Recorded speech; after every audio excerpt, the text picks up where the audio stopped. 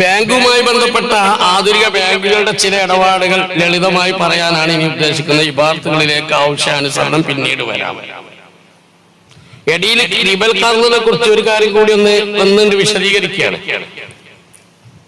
Rebel ഖർള് കടപ്പലിശ പറഞ്ഞല്ലോ. എന്താ കടപ്പലിശയുടെ നിർവചനം?